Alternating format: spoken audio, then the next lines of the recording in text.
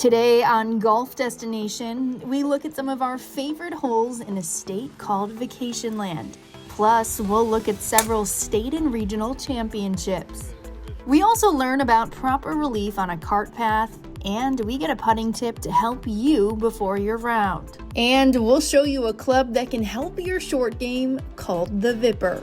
All of that and more next.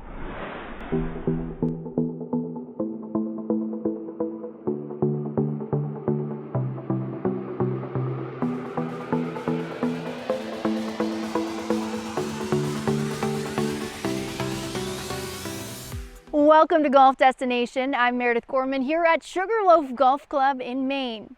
And coming up in this next segment, we're going to walk you through some great holes in this fantastic state. We start off with the 11th right here at Sugarloaf Golf Club. The 11th tee is one of the most dramatic tee shots in America. It is also worthy to have several photos on your camera roll to remember it.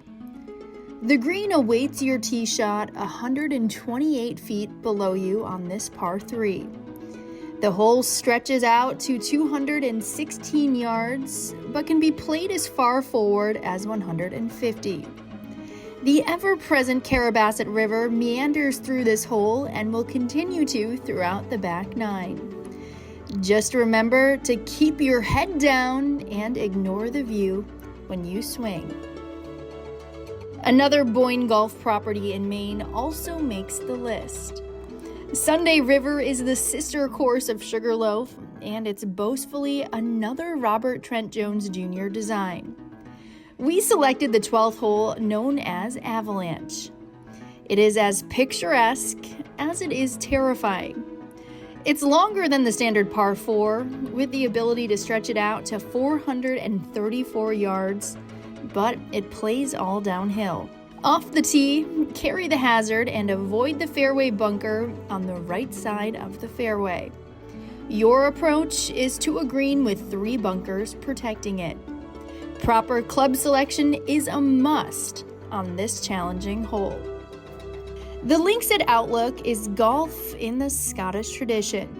Our favorite hole there is the 18th. The hole is framed by the iconic red barn. This par 4 is not particularly long at 354 yards, but it requires 2 good shots for a chance at birdie. 2 fairway bunkers protects the left side of the fairway. The green is hollowed out of a small hill, and it is fronted by a bunker awaiting mishit shots. Next, we head to the rugged coast of Maine and the magnificent Samoset Resort. It was difficult choosing between the picturesque and challenging par 3 third that plays over 200 yards to a shared green, but we did, choosing the par 5 fourth. The view around the hole is quintessential Maine. The hole can be played to over 500 yards. Penobscot Bay awaits tee balls that try to cut off too much of the dogleg left, while bunkers are on both sides of the fairway. Your approach is to a well-protected green, framed by the Rockland Breakwater Lighthouse. Belgrade Lakes in Belgrade, Maine has always been listed as one of the best in the state and the country. We chose the par 5 third hole. The unique boulders line this fairway, and they often giveth and take it away for those wayward shots. Many a time has a golf ball been thought of as lost, only to be kicked back into play. It is only 475 yards from the tips, but water does come into play along the left side. With a good drive, you can be looking to go for it in 2, but danger is lurking everywhere. 5 Maine golf courses that offer 5 completely different playing experiences. Now, Marcella Smith joins us to show us how to get proper relief when your ball ends up on the cart path. Hi, I'm Marcella Smith, Golf Destination contributor and director of Girlfriend's Guide to Golf. Do you get confused when taking free relief from a cart path? Well, there are certain conditions on the golf course that are not treated under the rules as part of the challenge of the course, so you may be entitled to free relief from them. And later, we'll talk about when you think you have free relief from a cart path, but you might not be entitled to it. Let's talk about your options if your ball's in the general area and you have interference from a cart path. Now, first of all, let's talk about what does interference mean? Well, it's when your ball touches or is in or on the abnormal course condition, or when that cart path physically interferes with your area of intended stance or area of intended swing. So to take free relief, you're going to first determine your nearest point of complete relief where you no longer have interference from the abnormal course condition. You can mark that as your reference point with a T if you wish, and then your reference or your relief area is within 1 club length of that reference point, no closer to the hole. But you must have complete relief from that cart path. And you're going to take a drop at knee height, and the ball must drop in the relief area and come to rest there.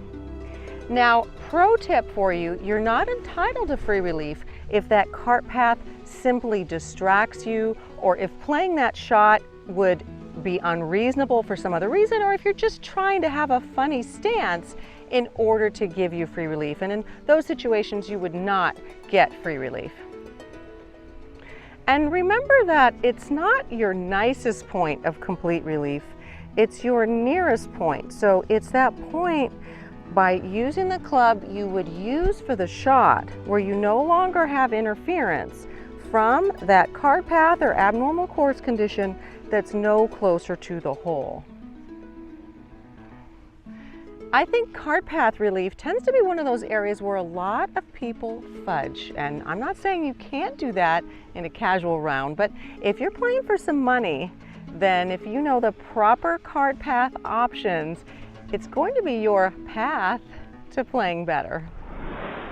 Next, we see who comes out on top of the state amateurs in Massachusetts and Rhode Island when Golf Destination, presented by Goslings of Bermuda, continues.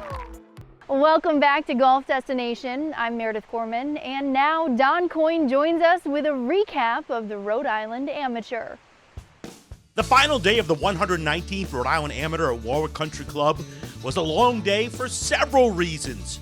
2 separate rain delays of over 2 hours, plus a scheduled 36-hole match that went beyond the 36. I mean, the course played completely different. I mean, balls started spinning off greens. Greens were substantially slower.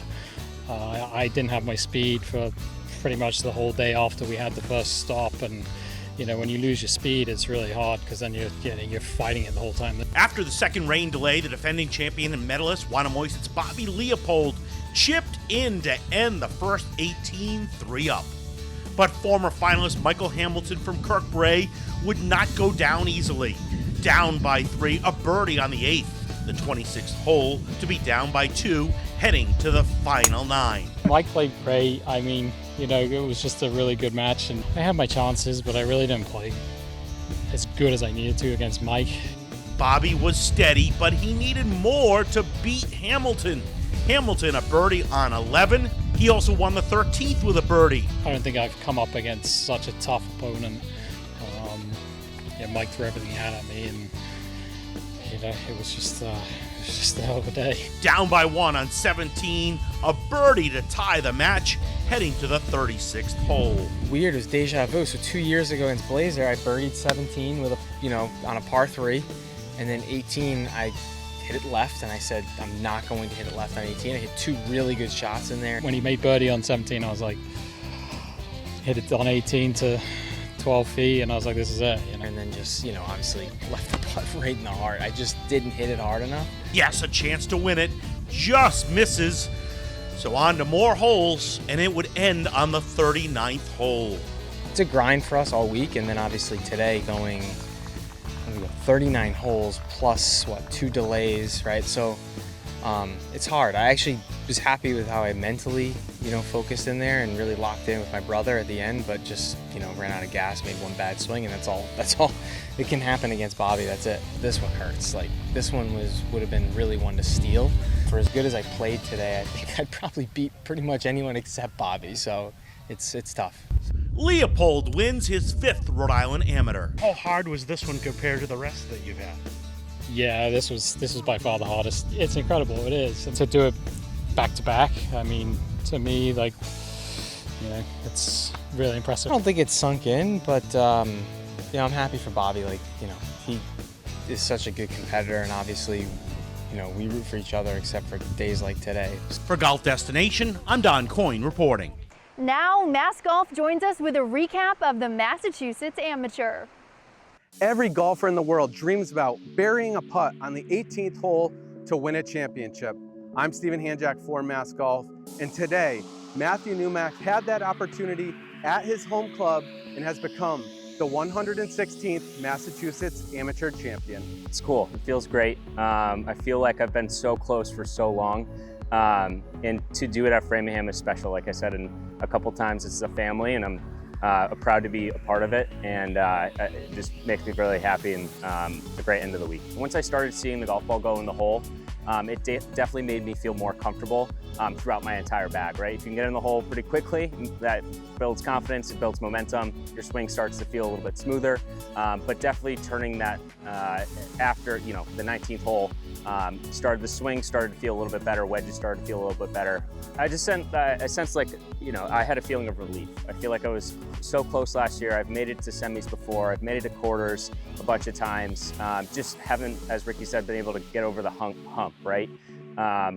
And I kind of go back to it, you know, today could have gone either 50-50, right? I just made a few putts, that's it. That's just how it rolls. If, you know, the match went on for another 2 holes, Ricky probably would be up, right? So it's just the fluctuation of how the match ended up.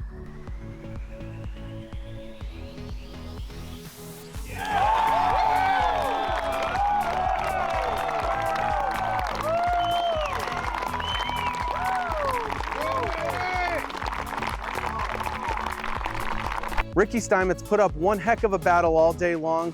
He won the 17th hole to force an 18th, and on the 18th, he made Numack make that final putt.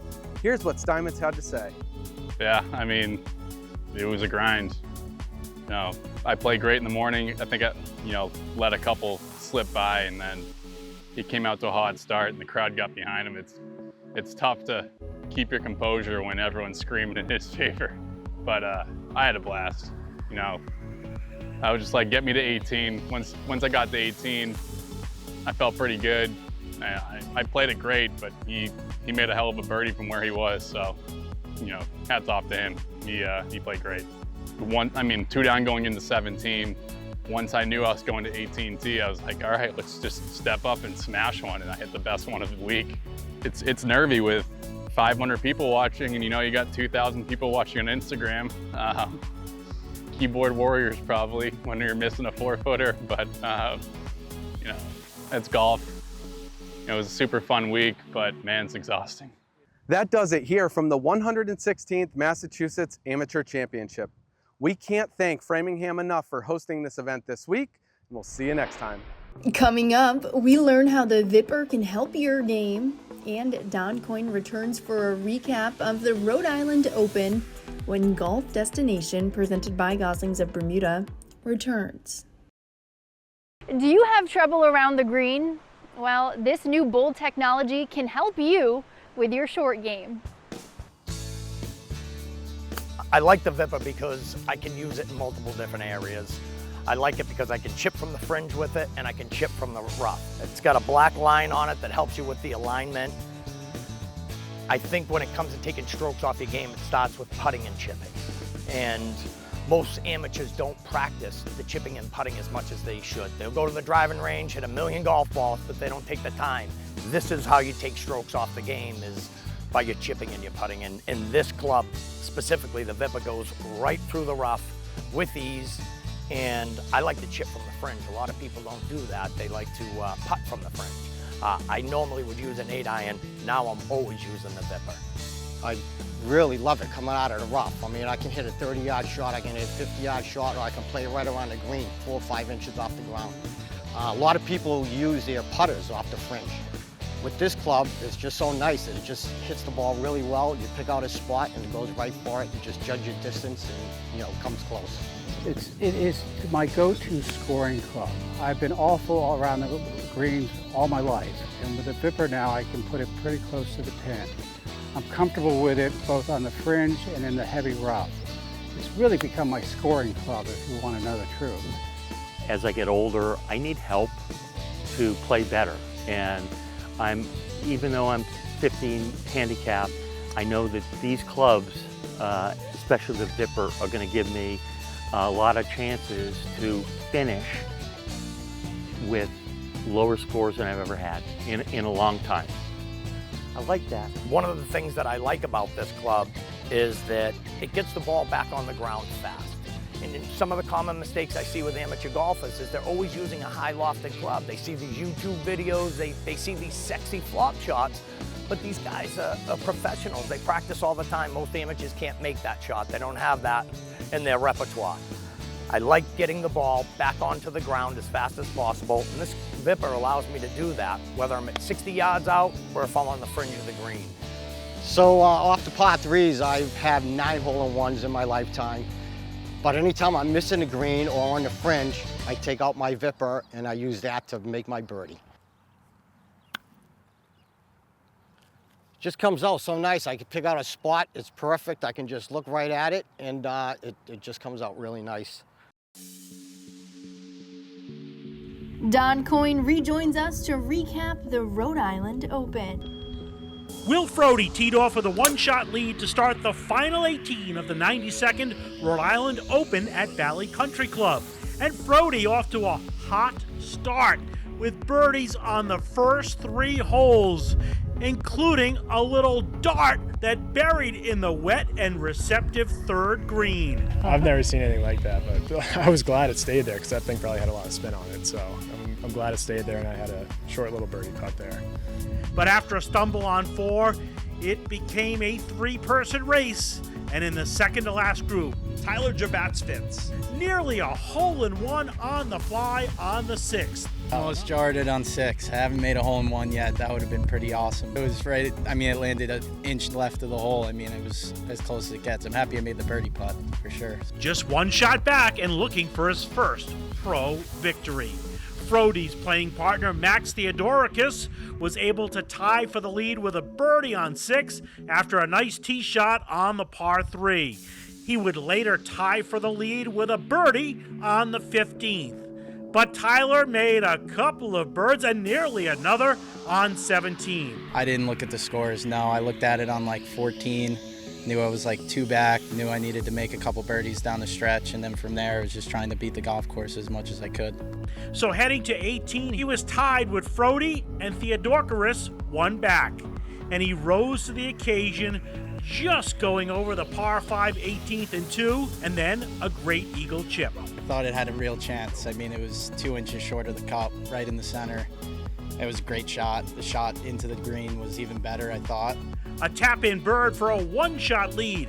Frody needed to get up and down for bird to get into a tie, but not to be. Anytime you get a chance coming down the stretch, especially on 18, that's all you can really do. If you do that enough times, eventually you'll break through. So definitely proud.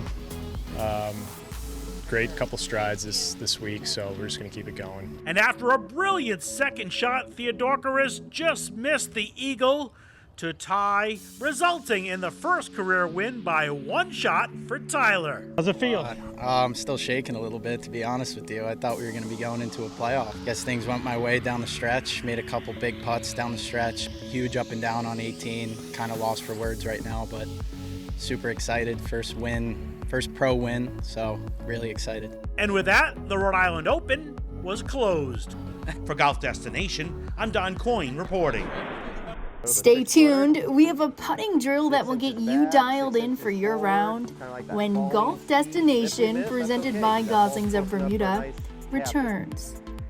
Welcome back to Golf Destination. I'm Meredith Gorman, and right now we have a putting drill that will help you shave some strokes off your game.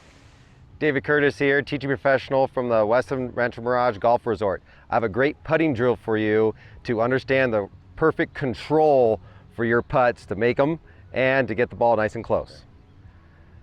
All right, what we're gonna do here, we're gonna set up our golf balls 3 feet apart. If you don't know what that is, it's a putter length. So space your golf balls out a putter length, you'll go back to 15 feet.